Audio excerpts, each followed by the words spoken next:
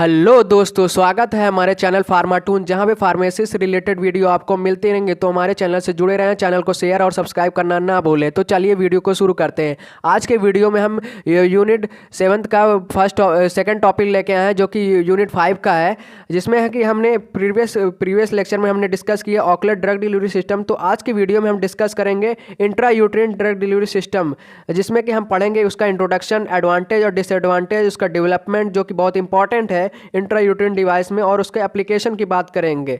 तो चलिए हम अपने टॉपिक को क्लियर करते हैं और पूरा कंप्लीट करते हैं इसी वीडियो में यूनिट 5 को। तो हम इंट्रायूट्रिन डिवाइस के बारे में हम बात कर लेते हैं, इसके इंट्रोडक्शन की बात कर लें। इसके इंपॉर्टेंट क्वेश्चन को हमने प्रीवियस लेक्चर में हमने कवर किया, जो कि ऑक्युलर ड्रग डिलीवरी सिस्टम में हमने बताया कि इसमें कौन कौन से इंपॉर्टेंट क्वेश्चन है। तो उसमें आप पुराना वीडियो, हमारा प्रीवियस वीडियो आप देखकर उसमें जान सकते हैं कि और कौन कौन से इंपॉर्टेंट क्वेश्चन है। तो आप उस वीडियो को जरूर देखें, फिर उसके बाद ये वाला वीडियो भी देखें पूरा। स्किप करने की कोई ज़रूरत नहीं, पूरा वीडियो आपके लिए बहुत इंपॉर्टेंट है। इंट्रायूट्रिन ड्रग डिलीवरी सिस्टम क्या होता है कि इसके बारे में हम पहले जान लेते हैं। आईडी, इसका शॉर्ट फॉर्म होता है आईडीज आर मेडिकेटेड डिवाइस। एक तरह का मेडिकेटेड डिवाइस है जो कि intended to release small quantity, मतलब स्मॉल क्वांटिटी में इसको ड्रग को यूज़ करते हैं, किसमें, यूट्रस में, और ये इसका सस्टेन्ड मैनर फॉर्म होता है over prolonged period of time में। अब इंट्रायूट्रिन डिवाइस क्या होता है? एक तरह का स्मॉल ऑब्जेक्ट होता है जो कि इंसर्ट करेगा थ्रू द कर्वेक्स में, इसको इंसर्ट करते हैं, जो कि प्लेस करेगा यूट्रस में, जो कि प्रेगनेंसी को प्रिवेंट करने का काम करता है। ये एक तरह का ओरल कंट्रासेप्टिव डिवाइस की तरह हम इसको यूज़ करते हैं। ए स्मॉल स्ट्रिंग इसमें होती है down from the ID into the upper part of the vagina में इसको हम यूज़ करते हैं। The IDs is not noticeable during intercourse, इसको हम नहीं नोटिसेबल होता है इंटरकॉर्स में। और IDs can show pharmacological efficacy, इसके शो होती है किसमें, 1 से 10 साल के बीच में इसकी फार्माकोलॉजिकल एफिकेसी शो होती है। इसकी टाइप्स की बात कर ले तो इसकी 2 तरह के टाइप्स होते हैं, नॉन मेडिकेटेड और मेडिकेटेड होते हैं। तो पहला टाइप्स की हम बात कर लेते हैं, मेडिकेटेड नॉन मेडिकेटेड दोनों को बात कर लेते हैं। नॉन मेडिकेटेड आईडीज क्या होता है? These IDs exert their contraceptive action, इसका कंट्रासेप्टिव एक्शन होता है जो कि प्रोवाइड करेगा स्टाइल्ड इन्फ्लेमेटरी रिस्पॉन्स शो करेगा, किसमें, इंडोमेट्रियम में। इसका मैकेनिकल इंटरेक्शन होता है। This do not contain any therapeutic agent, इसमें कोई भी थेरेपेटिक एजेंट नहीं पाया जाता है। एग्जाम्पल के तौर पर देख ले तो रिंग शेप्ड आयोडीज प्लास्टिक होता है, जो कि प्लास्टिक आयोडीज होता है। फिर लिप्स लॉप होता है, डाल्कन सील्ड इसमें यूज़ की जाती है। सेफ्टी कॉयल यूज़ किया जाता है किसमें, किसके टाइप्स में, नॉन मेडिकेटेड आयोडीज में। इसमें कोई भी थेरेपेटिक एजेंट नहीं यूज़ किया जाता। अब नेक्स्ट टाइप की बात कर ले तो मेडिकेटेड आयोडीज। मेडिकेटेड आयोडीज क्या होता है कि दीज आयोडीज आर कैपेबल, जो कैपेबल होता है डिलीवरी में हमारा pharmacologically active anti fertility agent इसमें यूज़ किए जाते हैं, जिसमें एग्जाम्पल में क्या, copper bearing आयोडीज, progesterone releasing IUDs, ये हमारे क्या है, एग्जाम्पल है। दोस्तों अगर टाइप्स आपसे पूछ लेता है अगर 2 नंबर में कि हाँ आयोडीज के टाइप्स लिखिए, तो आप इसके एग्जाम्पल जरूर याद कर लीजिएगा, क्योंकि एग्जाम्पल 2 नंबर में बहुत इंपॉर्टेंट है। तो एग्जाम्पल आपके लिए बहुत इंपॉर्टेंट है, क्योंकि इसके पेपर में आप जरूर लिख दीजिएगा। अगर 2 नंबर में 7 नंबर में आयोडीज के बारे में बोलता है तो आप स्टार्टिंग से शुरू करेंगे कि आयोडीज की डिफिनेशन, टाइप, उसका एडवांटेज, डिसएडवांटेज, फिर डेवलपमेंट, फिर उसका एप्लीकेशन, पूरा आप डीपली में आप लिखेंगे 10 नंबर में, तो आपको 10 नंबर कन्फर्म मिलेंगे। तो आप पूरा इसमें देखें, पूरा समझते हैं। अब नेक्स्ट हमारा टॉपिक क्या है, mechanism of action. They work by changing the lining of the uterus, मतलब जो भी चेंजिंग होगा यूट्रस में, उसकी लाइनिंग में और फेलोपियन ट्यूब में, जिसका एफिकेसी की अफेक्ट क्या करेगा, मूवमेंट किसका अफेक्ट करेगा, एग और स्पर्म को, जो कि स्पर्म में, and so that the fertilisation नहीं होगा। इसमें क्या है, मेन यही इसका मैकेनिज्म हो कि कंट्रासेप्शन को रोकना, जो कि मतलब प्रेगनेंसी को रोकने का काम करता है। उसी को हम क्या, आयोडीज डिवाइस है जो कि हम यूज़ करते हैं। इसके हम स्ट्रक्चर के मैकेनिज्म ऑफ एक्शन की बात कर लेते हैं। तो हमारा क्या है, interfere with ability of sperm to pass through uterine cavity, uterine cavity में पास करने का काम कर रहा है। थिकनेस सर्विकल म्यूकस होता है। इंटरफेयर विथ रिप्रोडक्टिव प्रोसेस होता है, जिसकी before the over reach uterine cavity में हम यूज़ कर रहे हैं, जो कि चेंज करेगा इंडोमेट्रियल लाइनिंग को। ये देखिए यहाँ पे हमने इंट्रायूट्रिन डिवाइस को हमने इंसर्ट कराया है। ये आप देख सकते हैं दोस्तों कि ये हमारा क्या है, इंट्रायूट्रिन डिवाइस है। ये हमारा टी शेप में है, इसको हमने इंसर्ट किया कि प्रेगनेंसी प्रिवेंट करने का काम करे। ये हमारे एग हैं, यहाँ पे आप देख सकते हैं स्ट्रक्चर में। इसका मैकेनिज्म ऑफ एक्शन आप पेपर में अगर पूछ लेता तो आप लिख सकते हैं। आपको यही बताना कि हाँ जो भी लाइनिंग में कोई भी चेंज होगा किसमें, फैलोपियन और यूट्रस में, जो कि स्पर्म और एग का मूवमेंट को क्या है अफेक्ट करेगा, जो कि फर्टिलाइजेशन होने से रोकने का काम करेगा। इसमें हम एडवांटेजेस की बात कर लेते हैं। तो एडवांटेज हमारा पहला क्या है, they are more than 99% effective होता है कि प्रिवेंटिंग प्रेगनेंसी को रोकने का काम करता है। They last for the long time, मतलब इसको लॉन्ग टाइम के लिए हम यूज़ कर सकते हैं। They are safe to use if you are breast feeding, मतलब इसको क्या है, ब्रेस्ट फीडिंग में इसको सेफ होता है कि इसको हम यूज़ करने के लिए कर सकते हैं। No medication stop them for working, मतलब इसको मतलब कोई भी मेडिकेशन इसके वर्क को रोक नहीं सकता है कि मतलब हाँ कि मतलब हमने कोई भी मेडिकेशन यूज़ किया तो क्या इसका इफेक्ट ख़त्म हो जाएगा, तो वो ऐसा इसमें नहीं रहता है। इट प्रोवाइड्स अनदर कंट्रासेप्टिव, मतलब कोई भी अनदर कंट्रासेप्टिव चॉइस हम इसमें यूज़ कर सकते हैं। इफ़ देयर इज डिफ़िकल्टी, हम लेने में दिक्कत हो रही है हार्मोन एस्ट्रोजन में। There is no vaginal bleeding, इसमें कोई भी नहीं होती है, जो कि all light regular period of time इसको हम यूज़ कर सकते हैं। इसमें डिसएडवांटेज और लिमिटेशन की बात कर लेते हैं। It does not protect against sexually transmitted infection में हम इसके अगेंस्ट में कोई मतलब आयोडीज को हम नहीं यूज़ कर सकते हैं।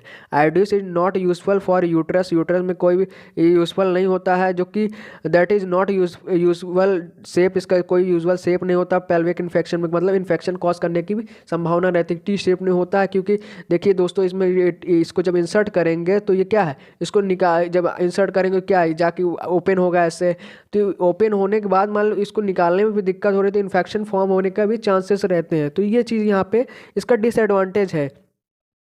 It is not useful in the case of high period या आयरन लेवल या एंडोमेट्रोसिस में इसको हम नहीं यूज़ कर सकते। इसके मतलब कई सारे डिसीज फॉर्म होने के चांसेस रहते हैं। इट में कॉज में increase their likelihood of aseptic pregnancy में हम इसको नहीं यूज़ कर सकते हैं, जबकि मतलब इसके इंक्रीज रिस्क ऑफ फैक्टर बढ़ाने का रिस्क फैक्टर इसका ज़्यादा होता है। They are risk during insertion and removal में इसका रिस्क क्या होता है, ज़्यादा होता है।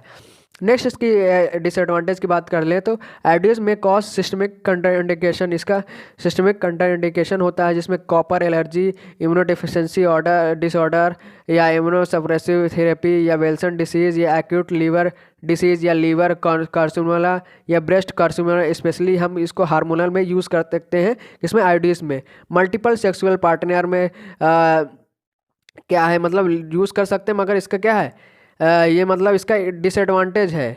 ये मत समझिएगा कि हाँ एडवांटेज, ये सारे डिसऑर्डर भी फॉर्म होते हैं, मतलब ये सब केस में ये होने की संभावनाएं रहती हैं इसको यूज़ करने के बाद। मल्टीपल सेक्सुअल पार्टनर पेशेंट या हर पार्टनर में कई सारे इन्फेक्शन फॉर्म होने के चांसेस रहते हैं। इसमें मोस्ट इंपॉर्टेंट हमारा क्या है टॉपिक है, डेवलपमेंट ऑफ आयोडीज। आयोडीज का डेवलपमेंट कैसे हुआ, तो ये मोस्ट इंपॉर्टेंट क्वेश्चन है जो कि 7 नंबर या 10 नंबर में पूछा जाता है। तो इस बहुत इंपॉर्टेंट है, इसको डेवलपमेंट ऑफ आयोडीज आप प्रिपेयर कर लीजिएगा दोस्तों। इसका डिसएडवांटेज, एडवांटेज और मैकेनिज्म ऑफ एक्शन जिसको हमने अब डिस्कस की, इसके थ्योरी की डिस्कस की है। अब इसके डेवलपमेंट की बात कर लेते हैं और एप्लीकेशन की बात कर लेते हैं। तो डेवलपमेंट इसका क्या है, कैसे हुआ है। डेवलपमेंट ऑफ आयोडीज बिगेन इन 1920, इसका 1920 में इसकी शुरुआत हुई, जो कि first generation of आयोडीज constructed from the, कैसे फॉर्म हुई थी, सिल्क वॉर्म गट से और फ्लेक्सिबल मेटल वायर इसमें यूज़ किया गया था। एग्जाम्पल इसका क्या है, केफनबर्ग स्टार और ऑट्रा रिंग इसमें यूज़ किया गया था। फेल इनटू डिस्टर्ब्ड बिकॉज ये फेल हुआ था मतलब जो बिकॉज क्योंकि इसको डिफ़िकल्टी मतलब डालने में दिक्कत हो रही थी। इसमें फ्रिक्वेंट रिमूवल मतलब तुरंत निकालने के रिजल्ट क्या हो रहा था, पेन और ब्लीडिंग होने के चांसेस हो रहे थे। सब्सिक्वेंटली प्लास्टिक आयोडीज जब यूज़ किया गया, वायरिंग किया गया, मतलब कि इसमें चेंज क्या आ रहा था, शेप और साइज़ का डिफरेंट आ रहा था, जो कि हमने बनाया हुआ था। वेरियस इनर्ट या बायोकम्पेटिबल पॉलीमरिक मटेरियल इसमें बहुत सारे यूज़ किया जा रहे थे। कौन कौन से हैं, पॉलीइथेनाइल और या सिलिकॉन इलास्टोमर, जो ज़्यादातर यूज़ किया गया था आयोडीज को कंस्ट्रक्ट करने के लिए। नेक्स्ट इसी बात कर लेते हैं कि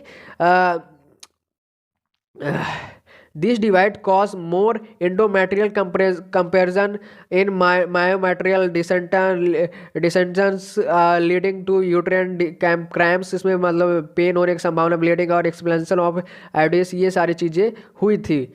researcher developed आयोडीज in last 30 year, मतलब इसको 30 साल लग गए, जिसका एम क्या था, to add anti fertility agent for more tolerated smaller मतलब छोटा इसको डिवाइस बना, मतलब पहले बनाया गया होगा बड़ा डिवाइस बनाया होगा तो इसको छोटा स्मॉलर साइज में बनाया गया, such as T shape device. इसको टी शेप डिवाइस में इसको कन्वर्ट किया गया, इसको इन्हेंस किया गया, इसका इफेक्टिवनेस या एंटी फाइब्रोलिटिक एजेंट इसका इन्हेंस बढ़ाया गया, इम्प्रूव किया गया, सच एज ई एमिनो कैप्रोइक एसिड इसमें यूज़ किया गया और ट्राइनॉक्सिक एसिड यूज़ किया गया जो कि मतलब ब्लीडिंग को रोकने का काम करता है। To larger IUDs to minimise the bleeding and the pain को कम करने का काम करता है। इसमें टाइटेनियम डेवलप किया गया जो कि टी शेप डिवाइस होता है कि कंफर्म करेगा बेटर कंटोर्स ऑफ यूट्रस में, जो कि रिड्यूस कर क्या करेगा इफेक्ट्स को रिड्यूस करने का काम करेगा। अब इसी में एप्लीकेशन की बात कर लेते हैं। एप्लीकेशन इमीडिएटली हम इसको यूज़ कर सकते हैं 6 वीक के लिए पोस्टमार्टम कंसर्वेटिव लेवल में।